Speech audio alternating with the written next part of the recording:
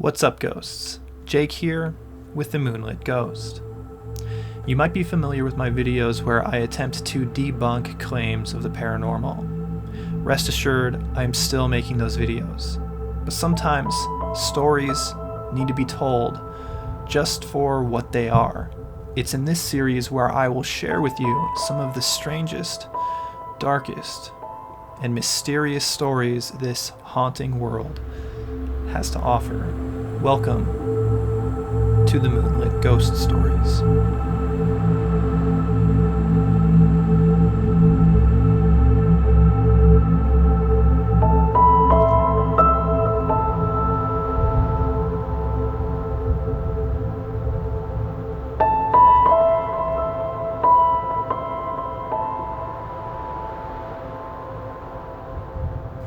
So grab a blanket, settle in, and hit those lights. And while you're at it, hit that like button.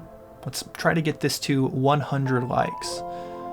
Also, make sure to subscribe and turn on all of the notifications. And if you're so inclined, you can become a creepy shadow.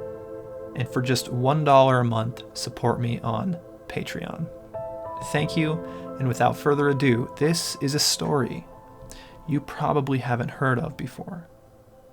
But if you have, make sure to let me know in the comments. This is a story of the Moon Cave. Yes, there are caves on the surface of the moon, and NASA engineers suggest that they could one day help us colonize it. However, this story takes place on Earth at the tail end of World War II, during the Slovak National Uprising.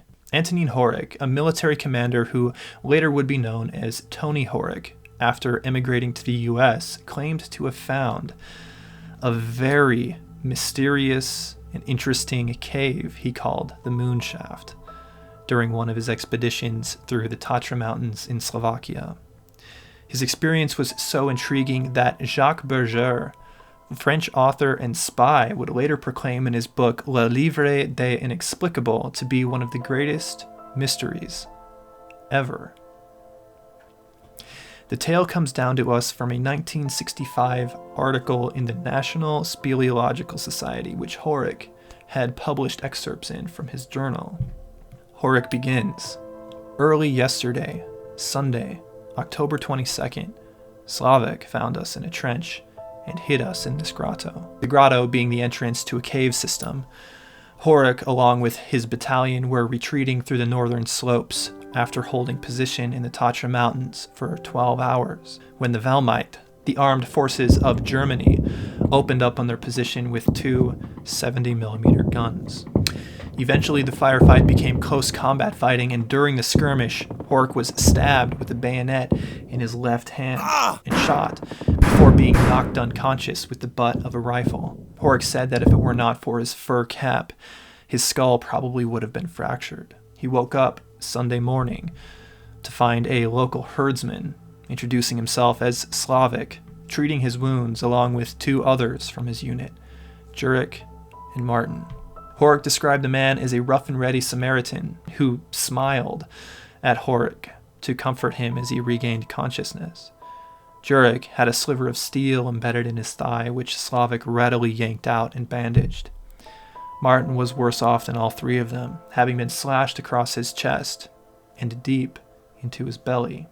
Slavic whipped together a makeshift stretcher to carry Martin, and while pulling Martin, Horak and Jurek hobbling behind, they walked 4 painful hours through the snowy mountains, where at a rocky outcropping, Slavic finally stopped. He moved some large stones and revealed the entrance to a cave. This is where they were going to rest until they could regain their strength. Antonin wrote, "He opened a cleft, the entrance to this roomy grotto. Placing Martin in the niche, we were astonished to see Slavic become ceremonious. He crossed himself, each of us, the grotto, and with a deep bow, its back wall, where a hole came to my attention. It's then that Slavic implored Horak not to go any deeper into the cave. Only being there once before himself as a child, he said that it was a dark maze full of pits and poisonous air.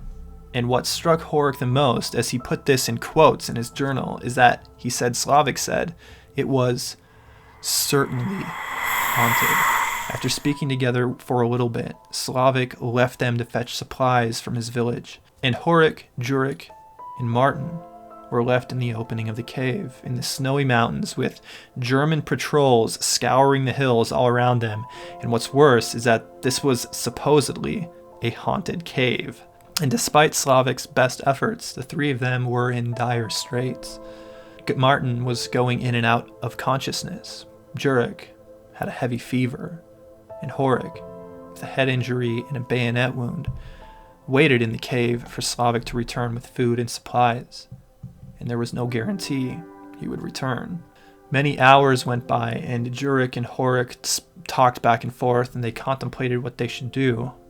They were starving and cold, and Martin wasn't looking so good. But they didn't dare leave the cave for fear of being spotted by German patrols. So what were they to do? Well, after melting snow for water and chewing on pine bark, and sharing their last remaining drops of Slivovitz, a European brandy, Jurek, stiff with a leg wound, finally convinced Horak to go explore into the cave. After all, there might be hibernating animals they could hunt and kill for food. After quite a bit of debate, and for fear Slavik might not return, Horak finally prepared himself to enter the deeper chasms of the cave system. He even admitted in his journal that in large part he did it out of curiosity. I mean, what could cause self-assured Slavik to invoke the deities? And why did he think it was haunted? Well, Horak was about to find out. He grabbed his rifle, a lantern they had with them, torches, and a pickaxe, and began his descent into the darkness, while Jurek stayed with the fading Martin at the cave entrance. He started walking. In the first little while, it was fairly easy, the cave being pretty straightforward, but after a while, he came to a split in the cave. He chose to take the more well-defined path, and he marked on the cave wall which was the way back in case he got turned around. And after a little while further, he came to another split, and then another one, and it kept getting narrower, more cramped, and more difficult to navigate. And what's more, it was pitch black, save the light from his lantern. Now, you might think it reasonable to venture a few minutes into the cold and dark void, but out of his drive for food and sheer curiosity and desperation, Horak looked down at his watch, lit by the light of his lantern, and he realized he had been traversing this black darkness for an hour and a half. It was about at this time that he described coming out onto a level, open pathway with a barrel-sized hole at the end of it. He knelt down and started crawling through, and after he squeezed through, he looked up with the lantern, shining the lantern through. He was able to see what he saw. Shocked him. He said, quote, "Crawling through and still kneeling, I froze in amazement. There stands something like a large black silo, framed in white.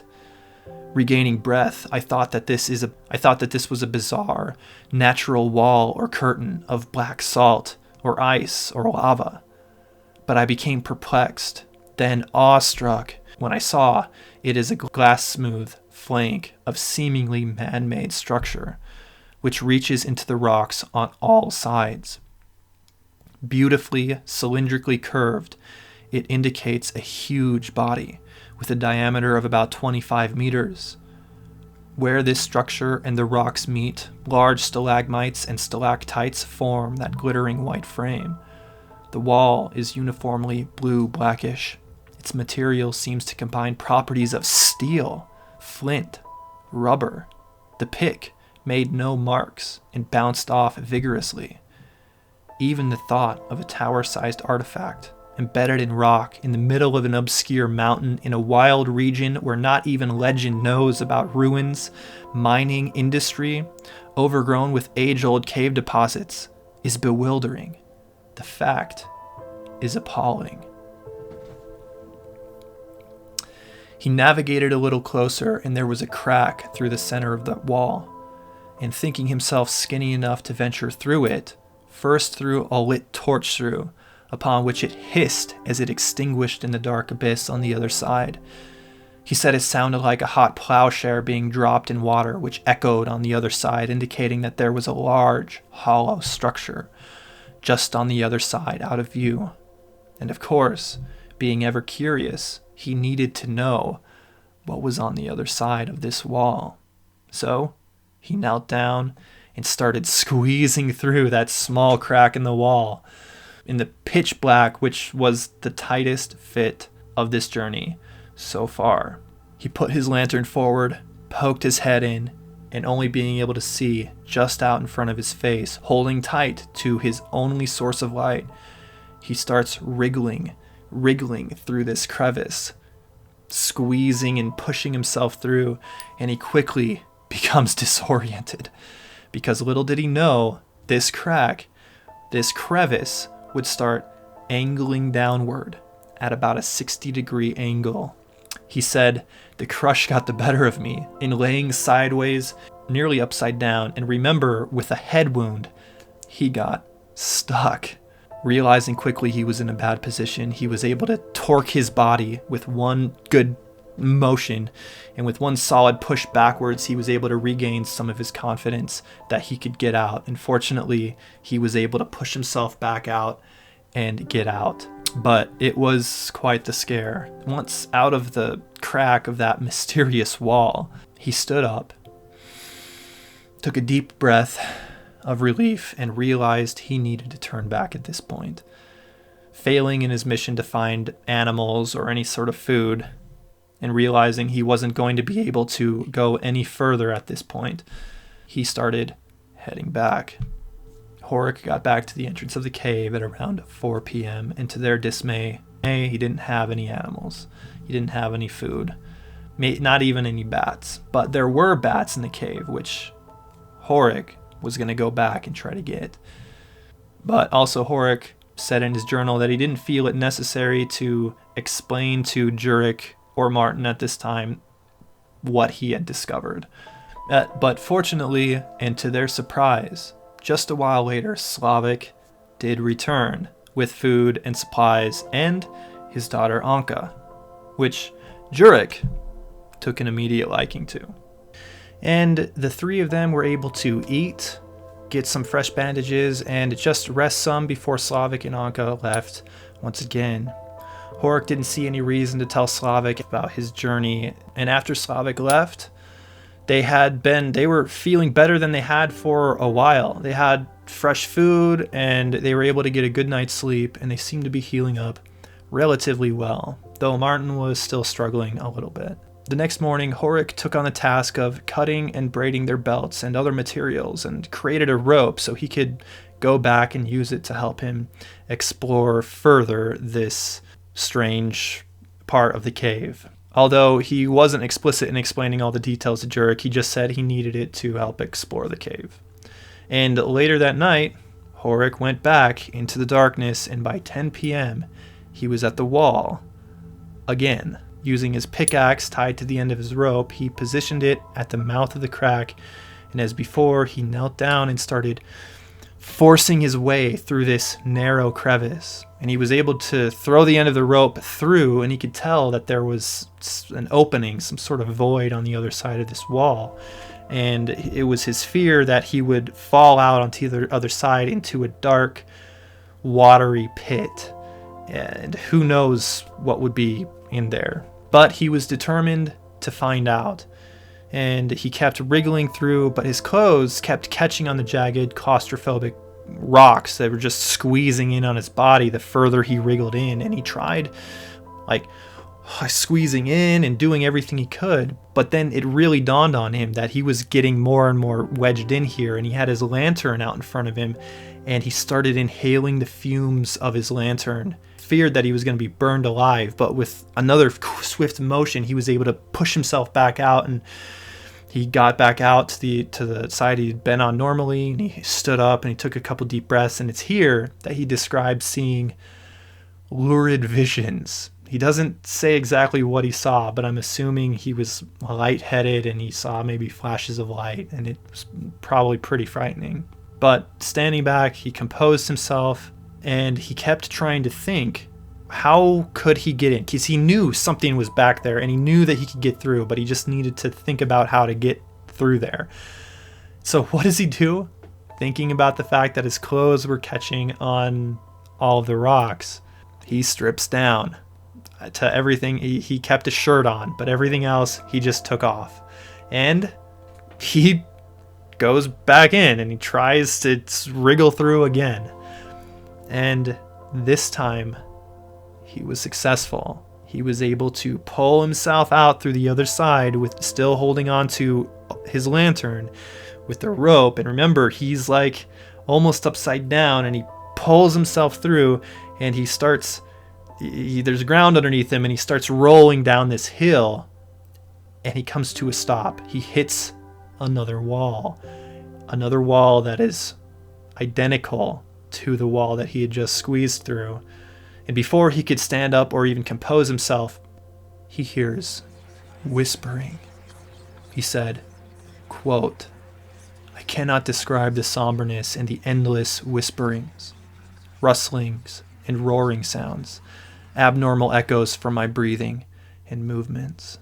But he was able again to compose himself, and in fact, he became so fascinated by where he was at, he started exploring immediately, and he quickly discovered that he was in a shaft made by this steel, flint, rubbery material that was in the shape of a crescent moon.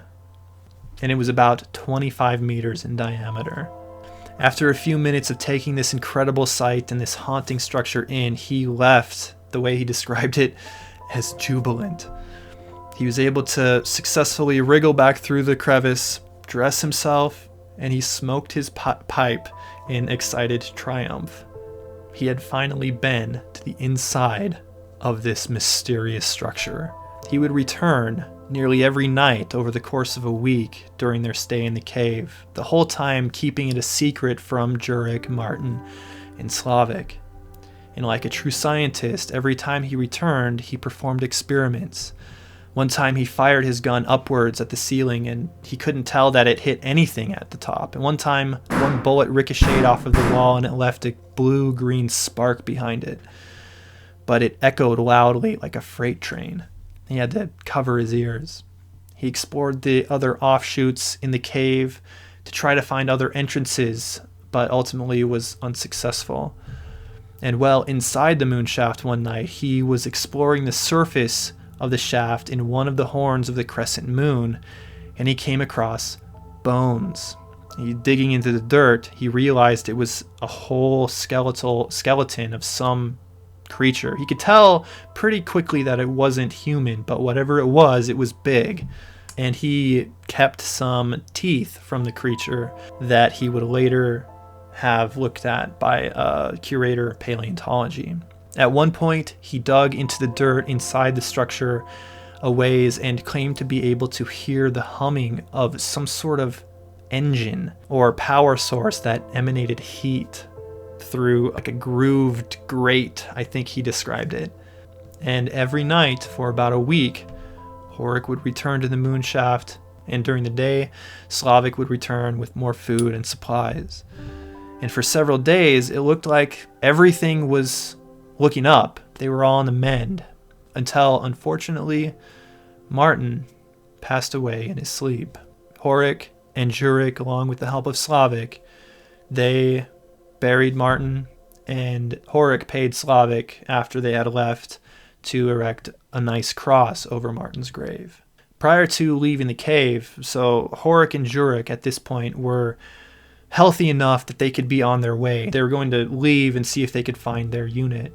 And prior to leaving the cave and starting their journey back to their unit, Jurek spoke with Slavik. He pulled him away privately and asked permission to marry his daughter, Anka. Slovak graciously allowed him to propose. Anka cried and then laughed and accepted, and the two were engaged to be married. Horak made one last trek into the moonshaft, and upon leaving, he moved the rocks and hid the entrance to the back of the cave, and Slovak covered up the entrance to the front of the cave. Horak never told Jurek or Slovak about the moonshaft, and after the war, he revisited the place one more time, and he went and paid his respects at Martin's grave, and he also explored the top of the mountain where it looked like the shaft should have been going to see if he could find any other entrances, and he wasn't able to. And he ends his kind of journal description of what he experienced, and he ends it in just an incredible way, and this is what he had to say. He said, quote, "What is this structure? With walls 2 meters thick and a shape that I cannot imagine of any known purpose nowadays. How far does it reach into the rocks? Is there more behind the moonshaft? Which incident or who put it into this mountain? Is it a fossilized man-made object? Is there truth in legends like Plato's about long-lost civilizations with magic technologies which our rationale cannot grasp nor believe?" After the war, Jurek took the teeth that he found in the moonshaft to a curator of paleontology, and he classified them as the bones of an extinct adult cave bear. This species has been extinct for 25 to 50,000 years. So the implication is that this structure has been around for at least that long, and at some point this cave bear fell into it and died, only for Horak to discover it in 1944. Horak eventually moved to the US, settling down in Colorado, and in the 70s, Ted Phillips and J. Allen Hynek, you got that right, famed ufologist and scientific advisor over Project Blue Book, visited Horak prior to his death, and they talked with him about the moonshaft and got first-hand information. And before Horak died, he gave them the teeth of the bear that he had found and the gun that he had used, and just more information about what he experienced during his time in the cave. Ted Phillips would later go on, and he mounted an expedition out to where they believed the cave was, and they found what appeared to be the cave Antonin Horak stayed in. They found Horak and Jurek's initials etched into the wall of the cave. However, the entrance to where the moonshaft was, we know from Horak's story that he covered it up and blocked it, and Ted Phillips nor any other explorers or people trying to find it have been able to find the entrance to the moonshaft since. So it remains a very intriguing mystery. However, Ted Phillips believes that there are multiple of these moonshafts all over the world. But as far as we know, Antonin, or Tony as he was known after immigrating to the US, Tony Horak, may be the only person to have ever been inside one. So that is a brief history of the moonshaft. Tell me what you think this thing is. Is it possible that it's a naturally occurring phenomenon? Or could this indicate some sort of ancient, intelligent civilization whose purpose is in creating this shaft?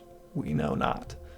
If you'd like more stories like this, and potentially an expedition to the Tatra Mountains in the future by yours truly, please consider supporting this channel. And you could do that easily by hitting that like button. That helps more than you think. I want to get this video to 100 likes. And you can subscribe, make sure that all notifications are turned on. And if you feel so inclined, you can become a creepy shadow by supporting me on Patreon. Also, you can become a poltergeist there and get your name right here at the end of every video. Thank you guys. I want you to know that I really appreciate all your support in this project, this endeavor that I've created, the Moonlit Ghost, and I hoped to be able to build this and make it just really, really cool. And with your help, I know that we can do that. Stay safe, guys, and most importantly, stay paranormal.